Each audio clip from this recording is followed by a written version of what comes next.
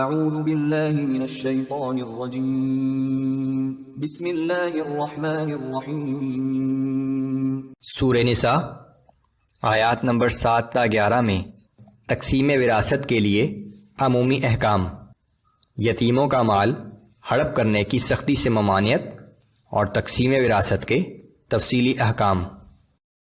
اعوذ باللہ من الشیطان الرجیم۔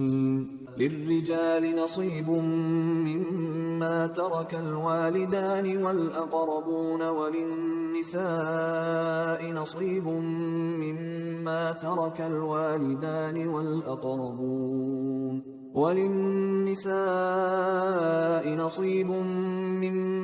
ترک الوالدان والأقربون مما قل منه أو كثر نصيبا مفروضا۔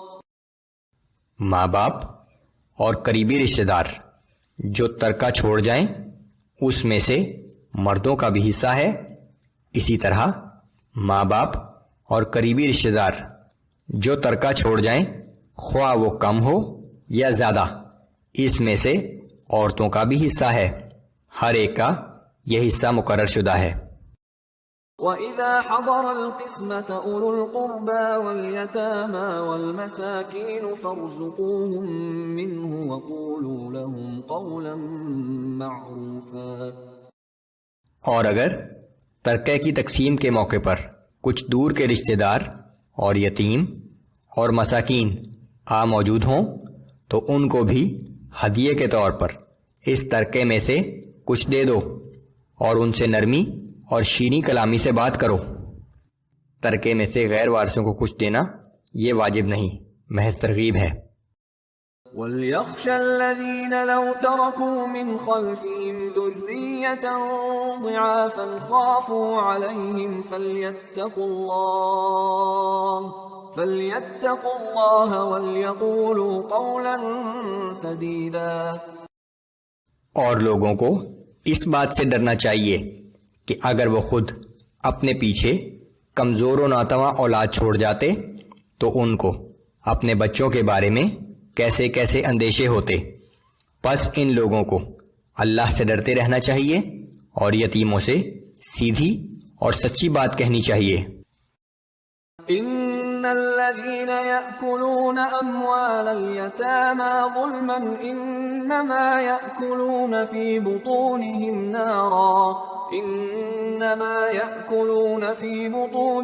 نارا وسيصلون سعيرا۔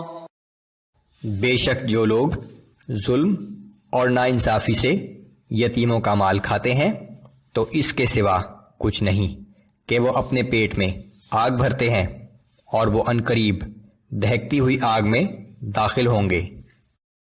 یوصیکم اللہ فی اولادکم للذکر مثل حظ الانثیین۔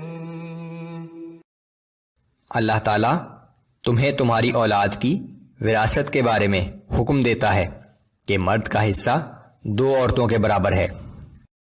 فَإِن كُنَّ نِسَاءً فَوْقَ اثْنَتَيْنِ فَلَهُنَّ ثُلُثَا مَا تَرَكَ وَإِن كَانَتْ وَاحِدَةً فَلَهَا النِّصْفُ۔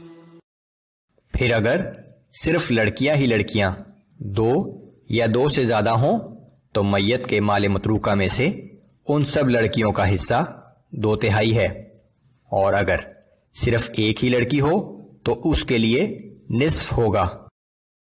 وَلِأَبَوَيْهِ لِكُلِّ وَاحِدٍ مِّنْهُمَا السُّدُسُ مِمَّا تَرَكَ إِن كَانَ لَهُ وَلَدٌ فَإِن لَّمْ يَكُن لَّهُ وَلَدٌ وَوَرِثَهُ أَبَوَاهُ فَلِأُمِّهِ الثُّلُثُ فَإِن كَانَ لَهُ إِخْوَةٌ فَلِأُمِّهِ السُّدُسُ من بعد وصیۃ یوصی بها او دین۔